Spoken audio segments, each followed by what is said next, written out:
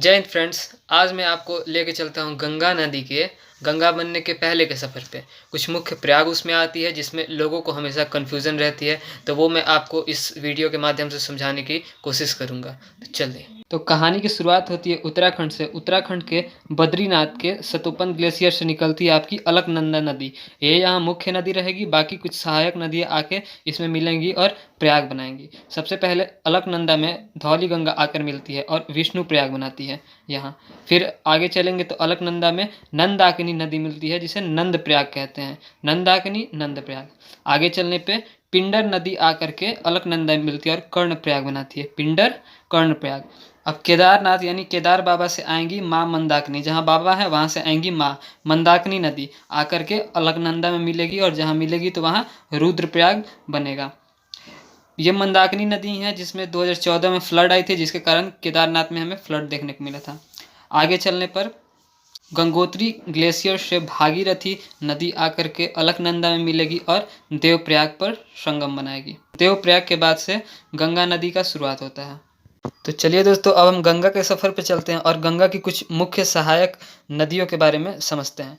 उससे पहले एक बात समझ लीजिए कि गंगा नदी मैदानी भाग में कहाँ से एंटर करती है। उसके पहले वो ये सारे पर्वत वाले इलाके हैं, मैदानी भाग में वो हरिद्वार, उत्तराखंड के हरिद्वार से आती है। फिर इसके बाद आने पे गंगा नदी की सबसे पहली सहायक नदी है रामगंगा, जो कन्नौज में आकर गंगा से मिलेगी। उसके बाद आती है गोमती नदी। गोमती एकमात्र ऐसी गंगा की सहायक नदी है जिसका उद्गम स्थल मैदानी भाग ही है, बाकी सारी नदियाँ किसी न किसी पर्वत से आती है। तो गोमती नदी आकर गाजीपुर में मिलेगी। अब उसके बाद एक चीज़ समझते हैं कि यमुनोत्री से आपकी यमुना नदी, जो आपकी ये दिल्ली और आगरा से आती है, यमुना नदी आकर के आपकी प्रयागराज में गंगा से मिलेगी। यमुना नदी की कुछ सहायक नदियाँ हैं। एक तो हो गई चंबल नदी। चंबल की सहायक नदी है शिप्रा, जो उज्जैन से निकलती है। उज्जैन जहाँ हमारा कुंभ मेला लगता है। और चंबल के बाद यमुना की सहायक नदी है बेतवा और केन। यमुना आकर के गंगा से प्रयागराज में मिलती है। इसके आगे चलने पर सरयू नदी आती है जिसके किनारे अयोध्या बसी है, हमारे श्री राम लला की नगरी। तो बाराबंकी पर घाघरा नदी आकर इससे मिलती है और ये घाघरा बन जाती है। घाघरा आकर के छपरा में गंगा से मिलती है। इसके आगे चलने पे अमरकंटक से सोन निकल के आती है और पटना में मिलती है। फिर आपकी नारायणी नदी नेपाल से, जो कि बिहार में उसे गंडक बोलते हैं, और ये सोनपुर में आकर के मिलती है। उसके बाद नेपाल की एक और नदी है कोसी, वो आकर के कुरुसेला में मिलते हैं। कोसी को बिहार का शोक भी कहते हैं।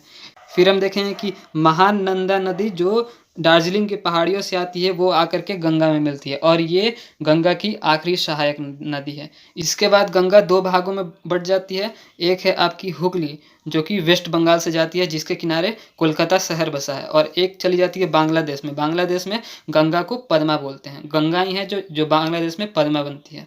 यहाँ पे आकर के गंगा सुंदरबन डेल्टा बनाती है और गंगा की कहानी खत्म हो जाती है। इस सफ़र में गंगा की लंबाई होती है 2525 किलोमीटर। इसके साथ ये भारत की सबसे लंबी नदी है।